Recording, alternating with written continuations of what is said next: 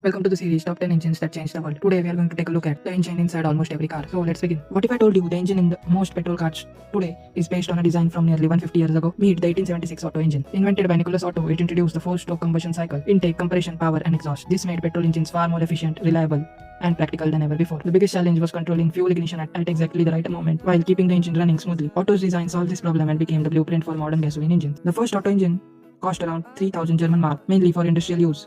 Today, billions of vehicles use the same four-stroke principle, making it one of history's most influential engines. Follow to find out the next engine. Thank you.